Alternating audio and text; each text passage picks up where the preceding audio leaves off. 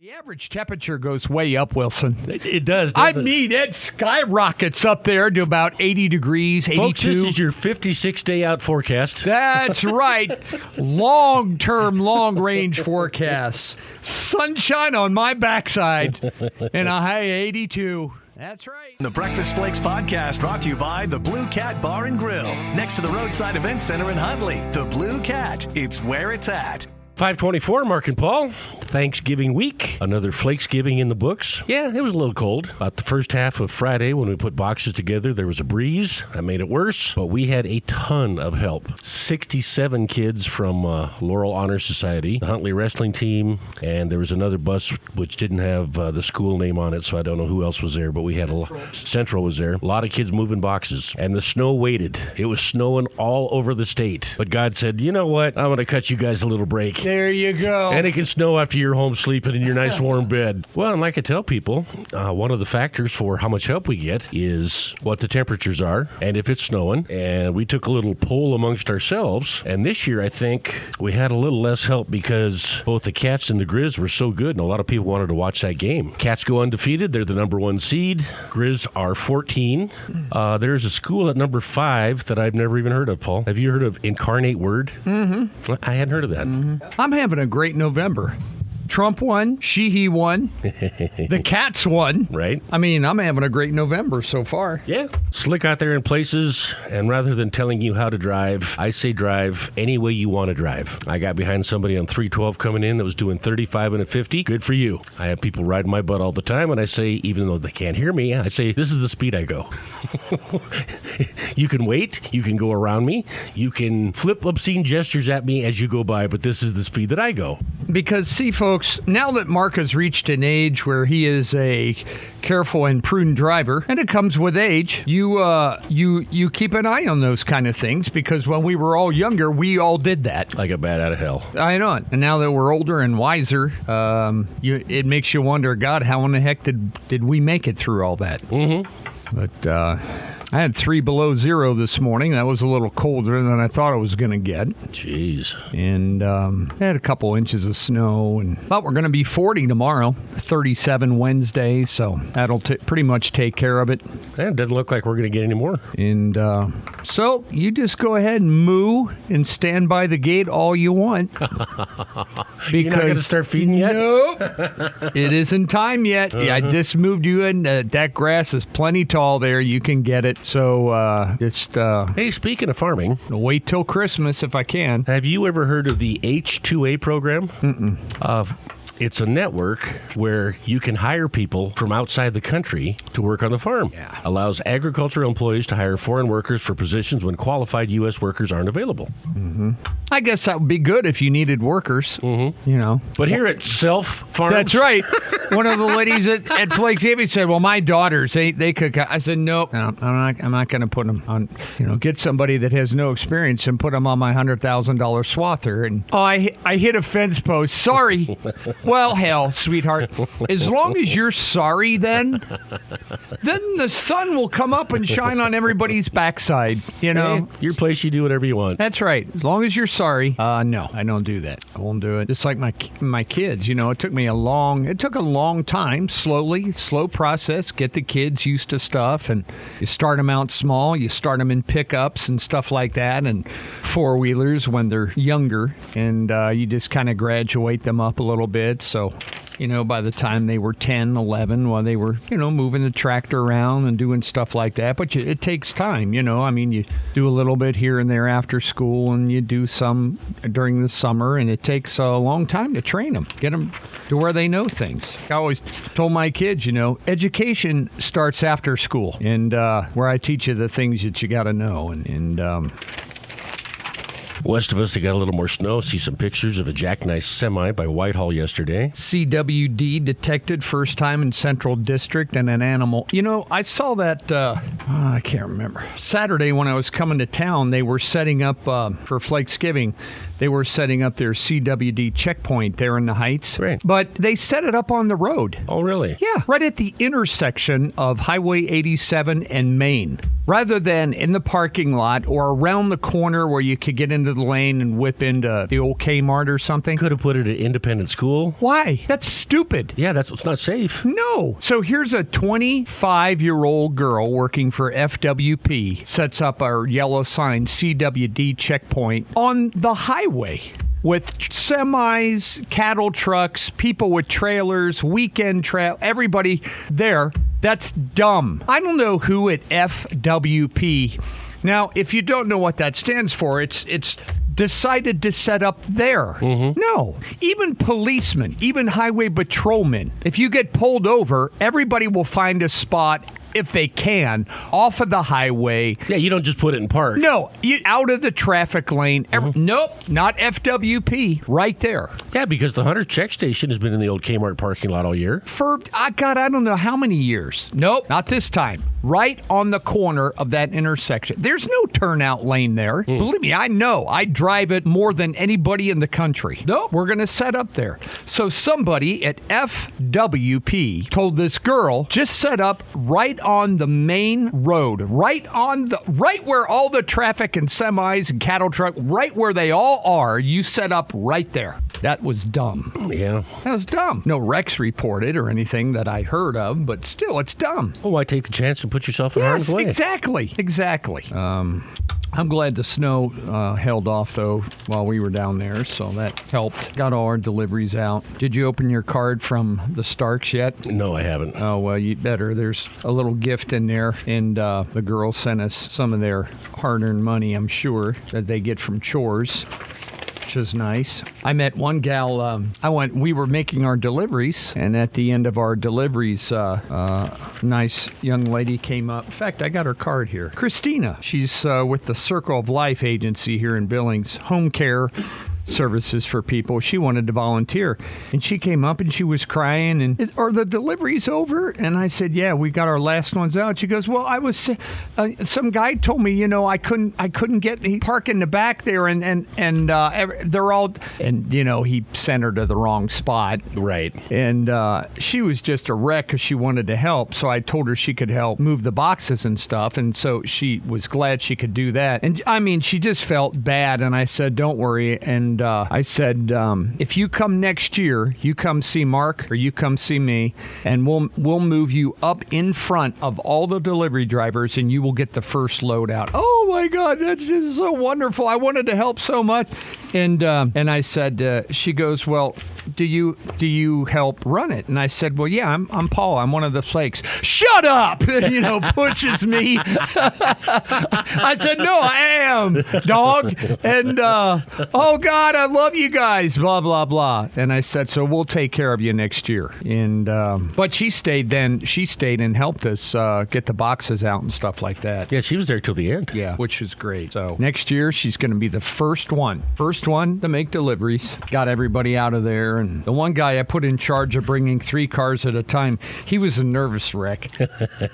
Okay, he was a nervous wreck. And then by the end, he had it down. And I mean, he looked like one of them New York City policemen out there that have all the moves doing the. I mean, he got her down after about his first 10 cars. And so that went well. We got them all out. We were done getting all the deliveries out by about 11. Yeah. Which was good. Yeah, it was good. And get that commotion out of the way. Because of you folks, we were able to fill up Family Services. Family Services now shouldn't have any trouble meeting their demand. Au contraire. Talked to Chris from Albertsons. Family Services had requests for boxes yesterday, today, and tomorrow. 2,000 of them. Oh, yeah? Yep. Huge need this year. Well, I met a couple people who didn't do the main thing they have to do to get a basket, which is listen. I'm up there in the delivery line, and this guy pulls up in a black pickup and rolls down his window. He says, I need 2. I said, not how this works. Yeah. Yeah. The first delivery drivers got there about 7:30. Jiminy. I know. And there were people in line at 8. And when I got there, I went over and I told about 25 of them, you guys, we're not going till noon. You want to get in your car? And this one guy says, oh, no, I'm here every year. I'm ready. He had his Carhartt coveralls on and everything. They brought chairs. Yeah. A lot of people bringing wagons now, and I don't hate that. No, I don't either. Next year, you got to bring, like a portable fire pit. Start a fire. Make some new friends. Yeah, roast marshmallows. That's not a bad idea. Just set her up there. But Well, and subsequently, with all those people being in line so long, it was very nice that we had a couple porta potties from Cotter Squatters because those were invaluable throughout the course of the day Saturday. it's a shame because a lot of those people at Family Services, if they would just listen, they could have got a meal. Yeah, exactly. They could have got their meal. They wouldn't have had to worry. They wouldn't have had to worry. Well, the Larsons got lost in Fromberg with the box we gave them. She said there was some guy out there they were talking to, and they were trying to get directions, and she said, he gives directions like my husband gives directions, so we got lost. But eventually they found it. It's fun all month at the Blue Cat Bar and Grill and Roadside Events Center. This Saturday, it's Glow Bingo with DJ Dave Austin, lights, music, and big prizes. Sunday, November 24th, more bingo action along with a cozy bread bowl with homemade soup. On Monday, the 25th, it's country music trivia, and on Friday, the 29th, grab a tag off the tree to help spread joy to children in Huntley Project. Plus, don't miss prime rib Saturdays and sushi and sliders Sunday nights. Take the short drive to Huntley, the Blue Cat, just 9 miles east of the Metro Park exit. Well, and now with Google Maps and Different deal than it's way different than having to know the area. when you and I were doing that with the city street map out of the back of the phone book.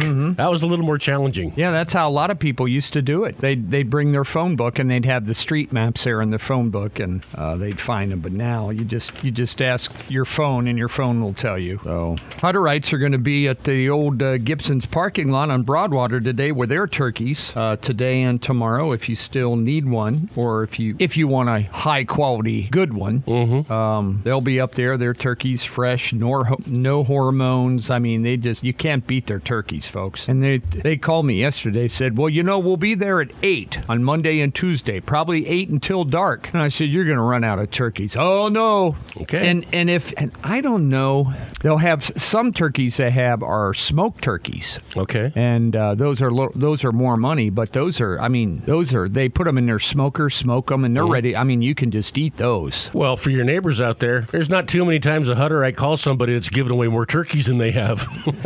That's a good point. That's a good point. But they'll be up there today and tomorrow. It's the best turkey you can get, folks. And I'm not sure. I don't know if they're going to have. I don't know if they're going to bring some of their rolls. They make homemade rolls. Oh, everything they make is awesome. And their rolls.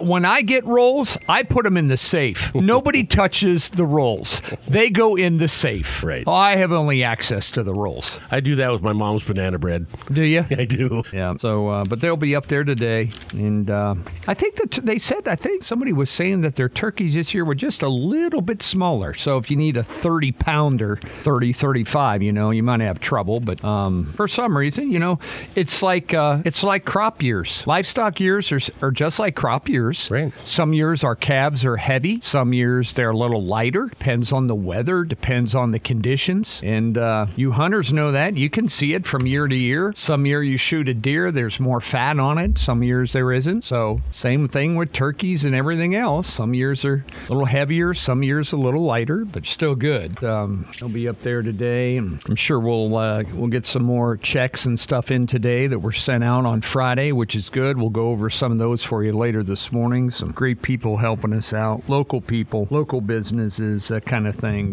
that make this event happen. Oh, by the way, I don't know whether it was yesterday. It was yesterday morning. I was watching Newsmax or one of those stations there. There's like 10 news stations in a row on my dish, and they did about a 5-minute national story on this place up in New Jersey, and they were handing out turkeys to people. Okay. And big story. Community got involved. They started this a few years back, and they're up to like 1,000 turkeys now. And they show the community there, and they're pulling the turkeys out of turkey boxes like we have with 4, in a box, putting them into plastic bags and handing them to people who lined up for a couple 100 feet. And they're talking to the mayor and the people involved and said, look, we're different in New Jersey than anywhere else in the country. And I'm just, biting my tongue. And the reporter is doing this on-scene thing. And the mayor says, you won't find an event like this anywhere else else in this country, only in New Jersey. And I'm giving the guy the finger right there, Wilson. I'm going, oh, please. Yep, you won't find an event like this anywhere else. Only in New Jersey, with our people and our communities, can we pull off an event like this. Mm-hmm. And they've been doing it for, I don't know, 4 or 5 years. That's exactly my reaction, Wilson. Rookies. That's exactly what I'm thinking. I'm thinking, that's okay. You guys live in your own little world back there in New Jersey. You can live in your own little world back there. We know different out here. Mm-hmm. We know about our people. We know about our businesses.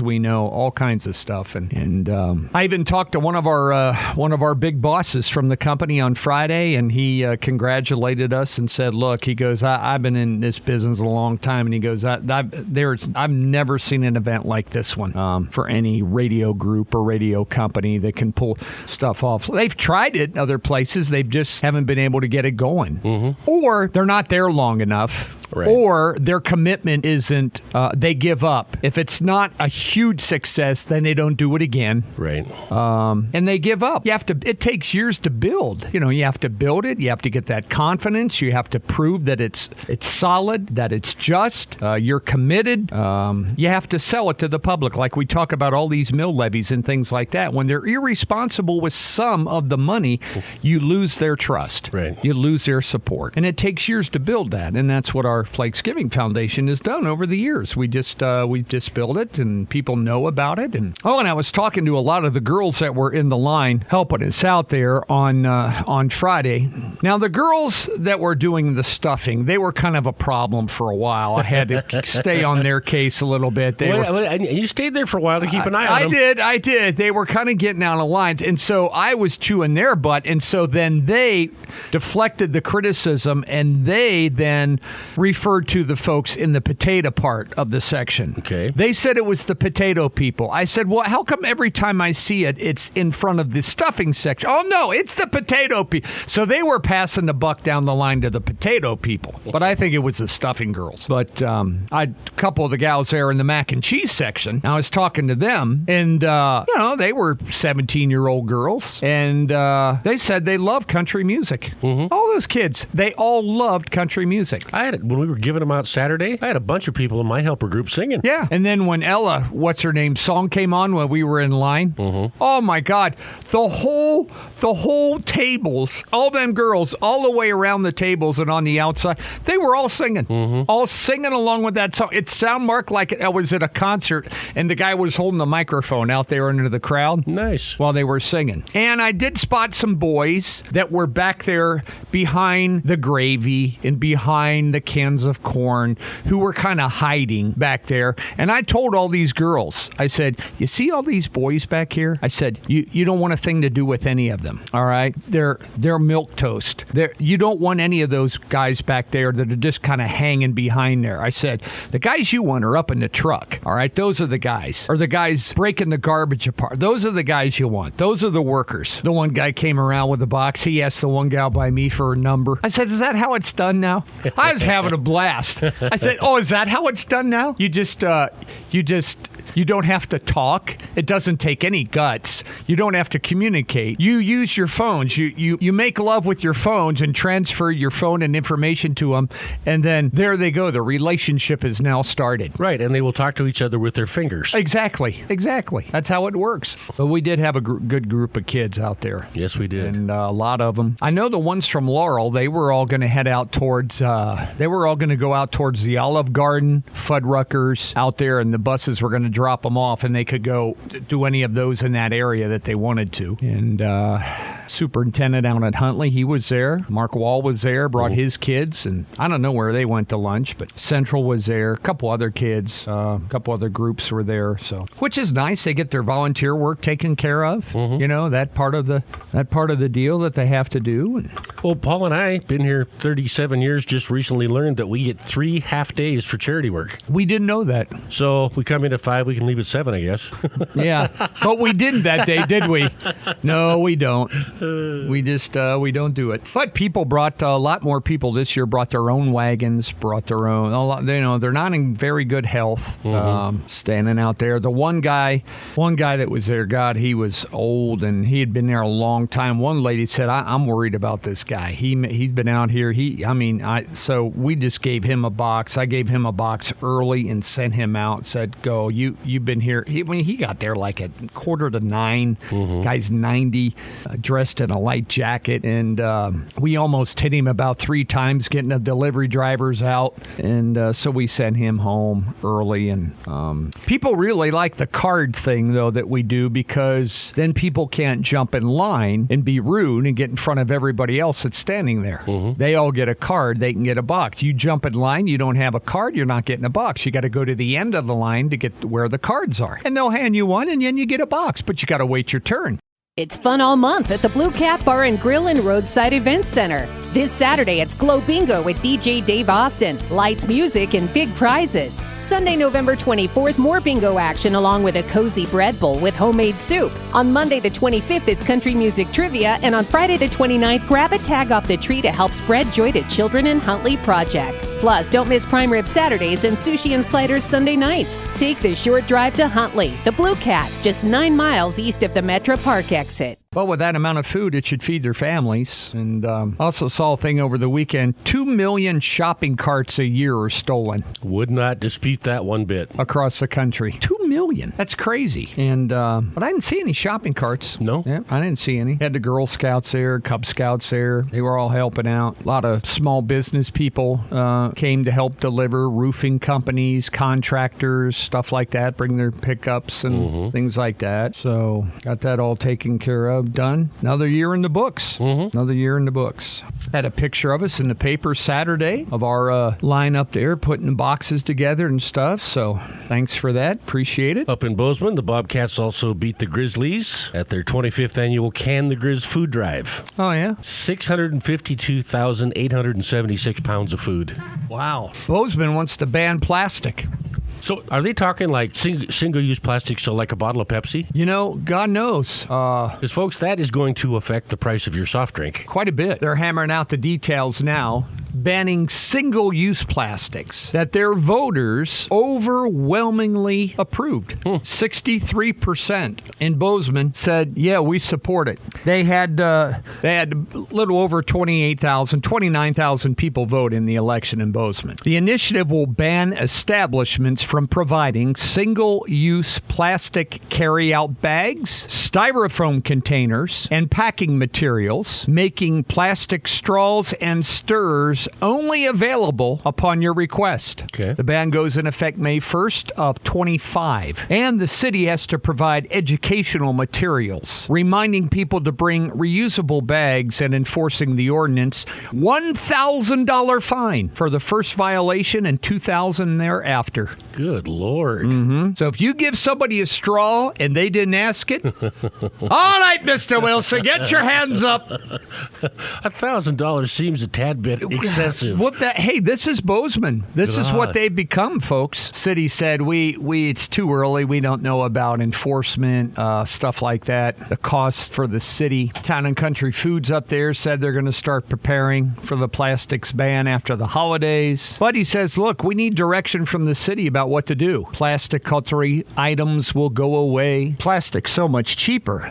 Stores will push people to bring their own bags. That'll make it longer at the stores lines, trying to reduce plastic waste up there. The ban's received pushback from a lot of folks up there. They'll no doubt have legal challenges. The law allows the city of Bozeman to fine the owner of the property where a violation occurs. That could put a landlord at risk for what the tenants do, you know. University of Georgia study found that cities in California that banned single-use plastics, the sales then of small trash bags skyrocketed. One guy said, people that get these plastic plastic bags, they reuse them. People use them as lunch bags. They put them in bathroom trash can liners. I do that with old Walmart bags or Shipton's bag.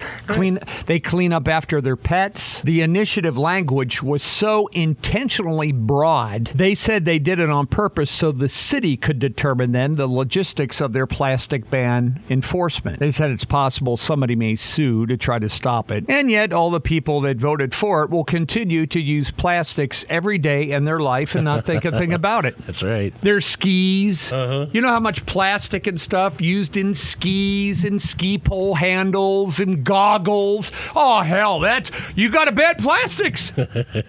Oh, but we can't do that because we all like to ski. How much plastic's in a set of goggles, for God's sakes? Mm-hmm. Oh, yeah, well, not going to use that. But, plastics, they could be viewed as one of the greatest inventions of all time. When you think of all the things that plastic has done, unbelievable. Whether it's medicine, you name it. You could go to the homes of all those people that push that ban, and I could walk through their kitchen in their house and I could fill a dumpster full of all their plastic stuff that they like and they use. Mm-hmm. I hope you're not driving that car that's got a bunch of plastic on it. In your shower stall. I mean, it's everywhere. Of course, those people probably don't shower, but everything. Your whole life. Everything. Plastic in your wallet. Everywhere. It's plastic everywhere. It's everywhere because it's efficient. It's cheap and efficient. And it lasts a long time. That's what they're worried about. Wouldn't it be better, folks? Wouldn't we be better served if we put our effort more into recycling than banning it? Yeah. Like in Singapore, for instance, the most modern place in the world. They recycle every single ounce of whatever they produce in Singapore.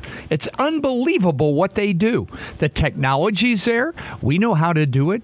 They have massive garbage separators. Automation is used in it. Saves millions upon millions of dollars. Keeps everything clean. Can recycle, reuse, everything. Well, too much of this stuff is thrown out. Then we need to recycle the thrown out stuff. Mm-hmm. And we can do that. We could ban electricity. Look what they're doing with fossil fuels. They want to ban all of them. Mm-hmm. Ban all that. We're going to go backwards. We're going to be heating our homes with, you can't use wood. But a better effort on our recycling would do it. These big separator machines they got, they just take these big, massive Cat 925 loaders and just pick up piles of it and drop it in this machine, and it just chews it up, and it flies up these conveyor belts. Well, you folks have seen gravel pits. Mm-hmm. You've all seen gravel pits before where they have about 5 or 6 different big conveyor belts,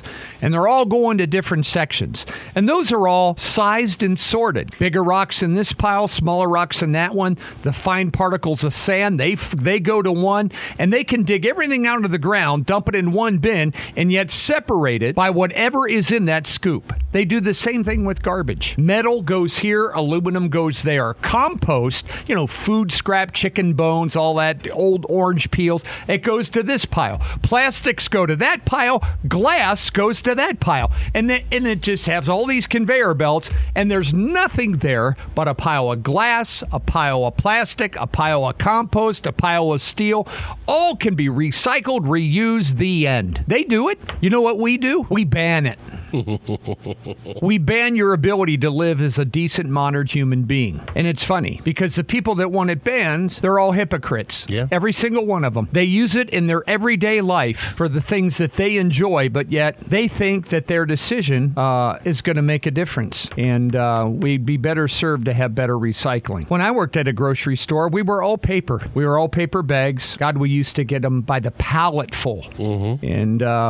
And we bagged all the groceries. And you take the bag and you flip it with one hand, and it would open up, and you set it down in front of you, and you pack them. And well, then paper was no good. We have to go to all plastic. We're cutting down way too many trees for paper use. Remember that? I do. Cutting way too many trees down. Okay, fine. So we go to plastic. Now there's too much plastic. We want to go back to paper. Now we just had it last week. They're opening up hundreds of thousands of acres of logging now on our federal lands because our trees have have got so thick when we have a fire, we can't control them. They're raging out of control, and they're burning down neighborhoods and thousands of acres because you dumb bastards that started this 35 years ago thought you knew everything, thought you were going to come in and take over. Mother Nature didn't know what she was doing, and now we're burning our forests down, and now we want to go back to paper.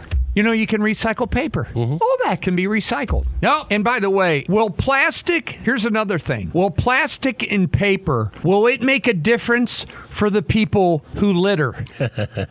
Okay? Well, I litter all the time with plastic, but now that everything's paper, now I'm not going to litter. Now I'm not going to throw it in the ocean. Now I'm not going to toss it in my window out by Paul's place, so he's got to pick it up. No, that's not going to make any difference to the people who litter. No. People who litter. Mark, did aluminum cans make a difference for people who litter versus glass bottles? Well, we used to litter all the time when beer came in glass. Remember, we just toss it out there, try to break them. But now that it's aluminum...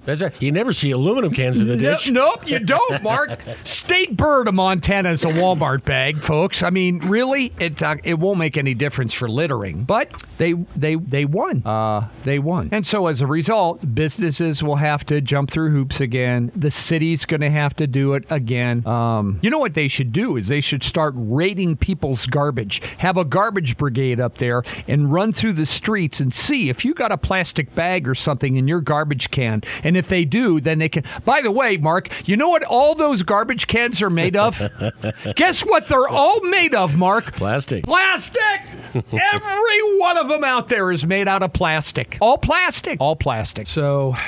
recycling to me is the answer, but until we get there. And you know, here's another thing I bet my bottom dollar on. All these people from these groups that all went out there and collected all these petition signatures that got them on the ballot and set up at grocery stores and went out there with their Birkenstocks and didn't have any makeup on and all that kind of stuff. And all these people and all these guys that are out there, I'll bet they all have one thing in common. I'll bet they all took environmental studies in school. Oh, yeah. That kind of thing. And were indoctrinated, taught that way by their professors, who, when they were kids, did the same thing, ran around with peace signs and army jacket, you know, and all that kind of stuff. They were taught by that. Now that they're older, they're teaching this new wave to coming in and carry the torch on activism. And as a result, everybody else is going to have to pay the price. So if you live up there, folks, don't be caught with a plastic bag. Starting in 25, or pay to the order of the city of Bozeman $1,000. You do it a second time, it's $2,000. You can drive your car 120 down Main Street in Bozeman. That's not $1,000. Yeah, not $1,000, is it? No. That's just ludicrous. I know it is, but God. hey, we're seeing it. Did you pull me over because I was going too fast? No, a plastic bag flew out of your car. That's $2,000. That's your second offense. First news coming up, folks, 6:13. The Breakfast Flakes podcast brought to you by the Blue Cat Bar and Grill, next to the Roadside Events Center in Huntley. The Blue Cat, it's where it's at.